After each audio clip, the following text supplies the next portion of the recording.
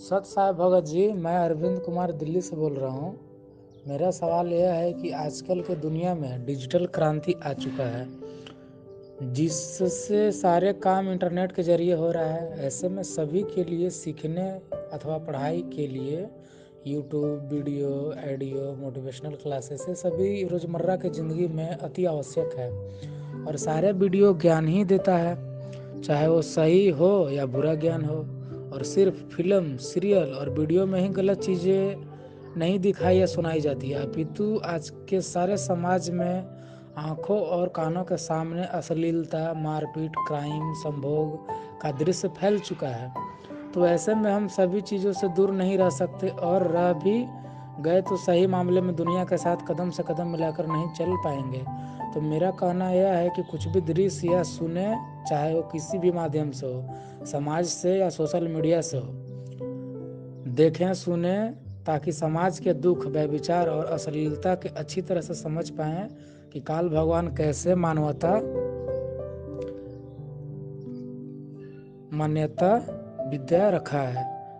हम सतलोक कैसे जा पाएंगे। तो हमारे ख्याल से किसी भी दृश्य या वीडियो देखने या सुनने से बुराई नहीं है, यदि अपने ऊपर बस हो तो। बस गलत चीज़ों को कभी अपनाना या पालन नहीं करना है, सिर्फ अच्छे चीज़ों को पालन करना है, क्योंकि जहर खाने से आदमी मरता है, छूने या देखने से नहीं। तो वीडियो, सीरियल देखने से बुराई नहीं है, यदि भगत को अपने ऊपर बस या कॉन्फिडेंस हो तो वो देखें सुने, गलत चीज़ों को पालन नहीं करें। तो यह क्या सही बात या सोच है? यह शंका समाधान कीजिएगा भगत जी। सत साहिब। बंदी छोड़ सतगुरु रामपाल जी महाराज जी की जय हो। सत साई भगत जी। भगत जी, कुछ कुछ बातें आपकी इस ऑडियो में ठीक हैं और कुछ बातें ऐसी हैं जिनका बिल्कुल भी समर्थन नहीं किया जा सकता है। देखिए, सबसे पहले आपने कहा कि यदि आज हम सोशल मीडिया के साथ में नहीं चलेंगे, हम यदि दुनिया के ताल से ताल नहीं मिलाएंगे, डिजिटल मीडिया के साथ नहीं चलेंगे, तो हम दुनिया के साथ कदम से कदम नहीं मिलाकर चल सकते। देखिए भगत जी, हमें इस दुनिया के साथ कदम से कदम मिला के नहीं चलना है, क्योंकि हम भक्ति मार्ग में हैं और हम भगत हैं। और भगत और जगत का यानी अध्यात्म और इस दुनिया वालों का 36 का आंकड़ा हो जाता है। तो दुनिया वालों के साथ हमने कदम से कदम मिला के चलने की जरूरत नहीं है, क्योंकि दुनिया अंधी है, दुनिया एक पागल कुत्ते की भांति है, और हमें भगत जी उनके साथ में नहीं चलना है। ये अध्यात्म है। अब हमारे कुछ डिफरेंस रीति रिवाज हैं, परंपराएं हैं, हमें केवल उनके अकॉर्डिंग चलना पड़ेगा। और दुनिया चलती है कुरीतियों के साथ में, तो कुरीतियों को हमने छोड़ना पड़ेगा। ये बातें जब आप सतगुरु के ज्ञान की गहराई में जाओगे तब धीरे धीरे आपको समझ में आने लगेंगी। हो सकता है फिलहाल आपको ये वीडियो देख के समझ में ना आए। उसके बाद आप जी कह रहे हैं कि भाई जब तक हम ये जो भी चीजें हैं, फिल्में हैं, सीरियल हैं, टीवी है, जब तक हम ये नहीं देखेंगे तो हमें मालूम कैसे पड़ेगा कि दुनिया में जो अश्लीलता फैल रही है, जो चोरी डकैती, उल्टे कर्म हो रहे हैं, तो जब तक हम इनको देखेंगे नहीं तो हमें मालूम कैसे पड़ेगा कि ये क्या सही है, क्या गलत है। देखिए भगत जी, हर चीज को जानने पहचानने के लिए उस चीज के अंदर घुसना जरूरी नहीं होता है। अब कोई व्यक्ति आपको समझाए, या गुरुदेव जैसे सन 1994 से समझा रहे हैं कि भाई शराब नहीं पीनी चाहिए, शराब बहुत गंदी चीज है, शराब पीने से लीवर, फेफड़े खराब हो जाते हैं, बुढ़ापे में बहुत सारे रोग शुरू हो जाते हैं, और शराब हमारे पूरे शरीर को इफेक्ट करती है और भक्ति मार्ग में सबसे बड़ी बाधा है।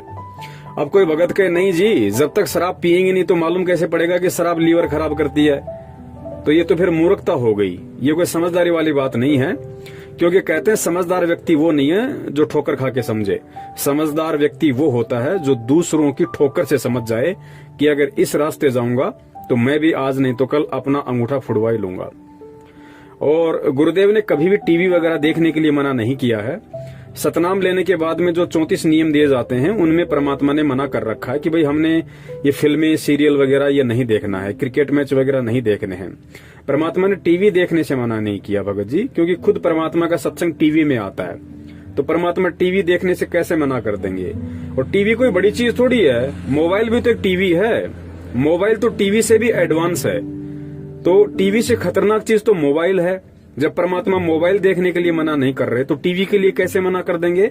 लेकिन भगत जी, इन चीजों को हमने समझना पड़ेगा, चाहे टीवी हो चाहे मोबाइल हो, हमने इनमें केवल उन्हीं चीजों को देखना है जो चीजें हमें कोई शिक्षा दें, और वो भी कौन सी? भक्ति मार्ग की।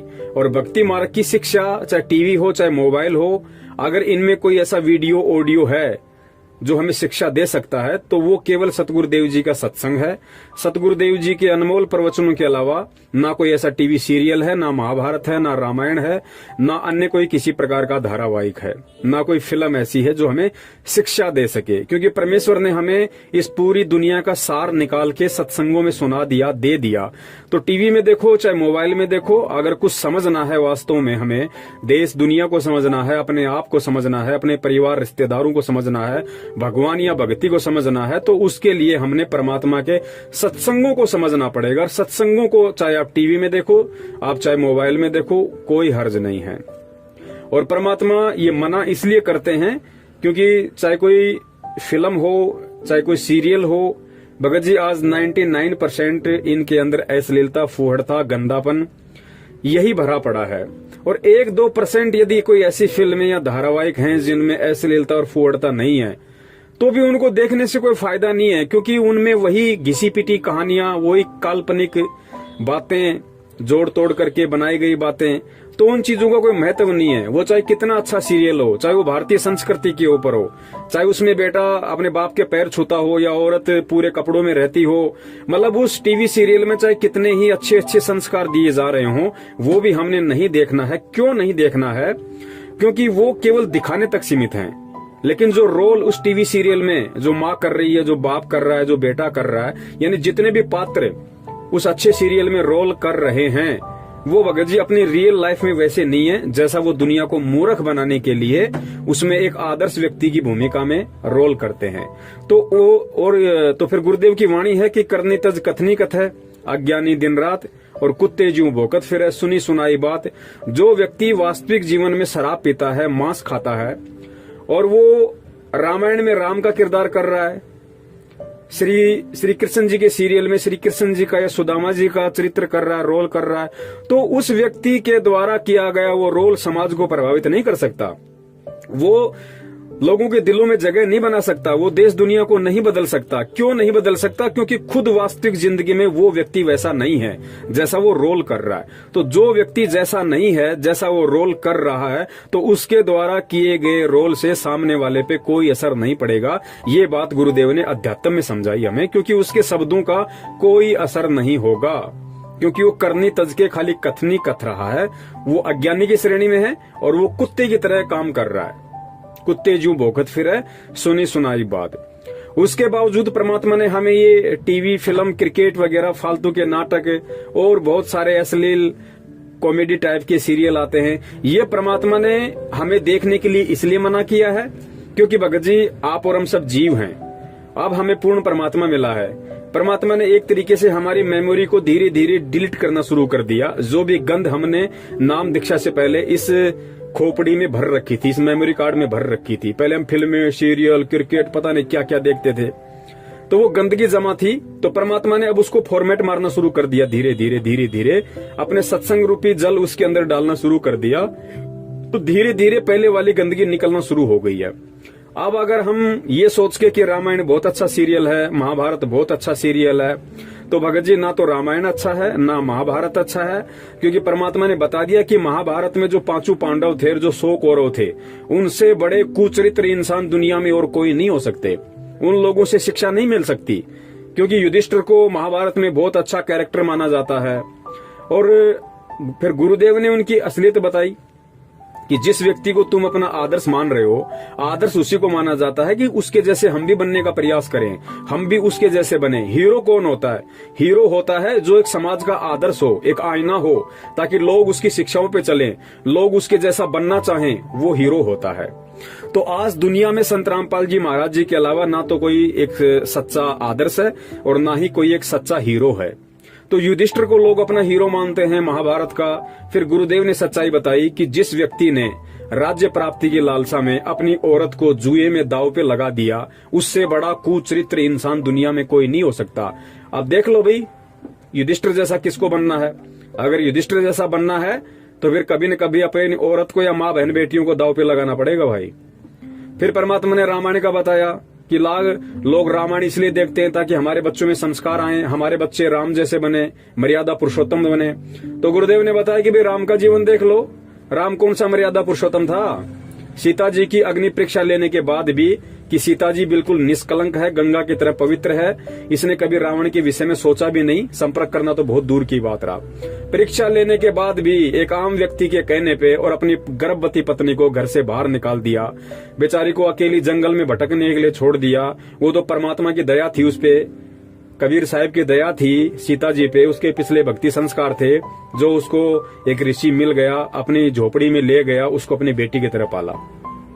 वरना वो भी जिस प्रकार महाभारत के युद्ध में महाभारत के युद्ध के बाद जिस प्रकार 56 करोड़ यादवों का विनाश हुआ, और विनाश होने के बाद जिस प्रकार यादवों की औरतें भीलों की शिकार हुई, उसी प्रकार बेचारी सीता भी वहां पे दुष्ट लोगों की शिकार हो जाती, लेकिन उसको परमात्मा ने बचाया। राम ने तो धक्के मार दिए। अब देख लो भाई, अगर राम आपका हीरो है, राम आपका आदर्श है, और रामायण देख के आपको लगता है कि हमारे परिवार में संस्कार आ जाएंगे या हम राम जैसा बनने की कोशिश करें, तो भाई फिर कभी न कभी आपको भी अपनी पत्नी को धक्के मारने पड़ेंगे भाई, वरना आप राम नहीं बन सकते। और सबसे लास्ट वाली जो बात है, वो परमात्मा इसलिए मना करते हैं क्योंकि भगत जी हमारा जो दिमाग है वो एक मेमोरी कार्ड है, और इस मेमोरी कार्ड में हम जैसा फीड करेंगे वैसा ही ये बाहर निकालेगा। तो हम जितने भी ये क्रिकेट मैच देखेंगे, अन्य कोई सीरियल देखेंगे, कोई कॉमेडी सीरियल देखेंगे, कोई फिल्में देखेंगे, तो होगा क्या, सबसे पहले तो सतगुरु के वचन की अवहेलना हो जाएगी, क्योंकि गुरुदेव ने जब मना कर दिया कि नहीं देखना, तो उसको नहीं देखना। अगर उसको देखेंगे तो फिर वो गुरु के वचन की अवहेलना हो गई। उसके बाद क्या होगा, मान लीजिए आज आपने कोई फिल्म देख ली और शाम को जैसे आप आरती करने बैठोगे, तो भगत जी आरती के समय में काल भगवान क्या करेगा, उस फिल्म में जो भी आपने सीन देखे थे, जो अभी आपको याद है, वो सारे के सारे चलचित्र आपके दिमाग में घूमना शुरू हो जाएंगे। कहने का मतलब है भक्ति में बाधा। अब बताइए क्या हासिल कर लिया आपने वो मोबाइल में सीरियल देख के या टीवी में वो फिल्म देख के, रामायण और महाभारत देख के? क्या मिल गया आपको? मार काट, छेड़छाड़, लूट पाट, गाली गलोच, हथियार, क्या मिला बड़े भैया? तो भगत जी ये भक्ति मार्ग है, और भक्ति मार्ग को समझने के लिए हमें सतगुरु के सत्संगों को ही सुनना पड़ेगा और सतगुरु के वचनों को ही आधार बनाना पड़ेगा। तो हमने हर पहलू पे भगत जी विचार करना पड़ेगा। अब हम भगत हैं और भक्ति मार्ग में हैं, तो हमने सतगुरु के प्रत्येक सत्संग रूपी आदेश की और उनकी जो मर्यादाएं हैं, नियम है, हमने उनका कड़ाई से पालन करना पड़ेगा। तभी हम उनके दिल में जगह बना पाएंगे, तभी हम एक सच्चे भगत की भूमिका में आ पाएंगे, और तभी हम उस परमात्मा की प्राप्ति की ओर 2-4 कदम बढ़ा पाएंगे, अन्यथा नहीं बढ़ा सकते। सत साहेब, जय हो बंदी छोड़ की।